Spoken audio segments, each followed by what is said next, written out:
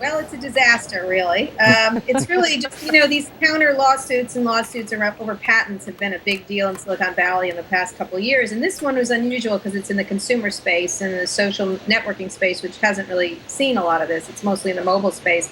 And so, just as I figured they would do, Facebook is a pretty tough customer. It filed a counter claims and an answer to Yahoo's patent lawsuit, which it felt was untoward, given that they could have been negotiating. And so now they've struck back very hard. You know, in your piece about this on All Things D, you said that Facebook, in essence, was calling Yahoo kind of a internet loser. Can you explain a little bit about that, about maybe the language or what was included in the lawsuit today? Well, one of Yahoo's contentions in its initial lawsuit was that Facebook was successful because of Yahoo's innovations. And I think Facebook took issue with that. And I think correctly so. Yahoo has blown every opportunity it's had over the past 5 years. And tomorrow it will be doing massive layoffs, actually, due to that lackluster leadership at that company. And so I think Facebook was a little offended and made a particular point to say our achievements are not Yahoo's, our achievements are our own. And, given that it's getting close to 1 billion users, that's a fair point. And Kara, is this surprising in the sense that Yahoo and Facebook had been on friendly terms and in fact had worked together on Facebook games and status updates to Yahoo's search engine? I mean, they seem to have been able to collaborate in years past, and according to your story, it seemed that this kind of came out of the blue in terms of this lawsuit. Well, they got a new CEO who's being really aggressive on a number of fronts, and this was one of them. They had certainly had patent issues over the years, but they had a very strong partnership, and some of Yahoo's most recent growth has been due to its partnership with Facebook.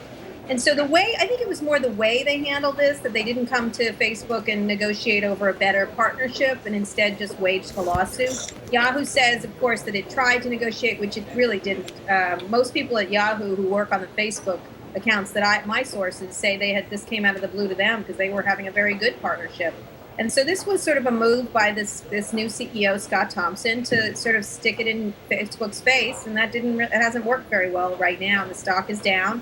And he's facing a lot of other issues. So he's sort of picked a lot of fights. He's got a proxy fight going with Dan Loeb. They sort of aimed back at him, and he's aimed back at them. They aimed at Facebook. Now they're doing these layoffs. So it's pretty difficult time for Yahoo right now.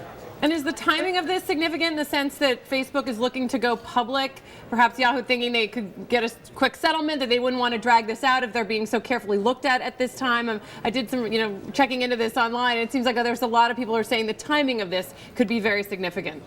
Well, it was obnoxious timing, actually. That's really the thing. To me, if you're going to blackmail someone, you do it secretly. But I think they had some leverage there, obviously, and probably could have negotiated a better business deal. Some people think.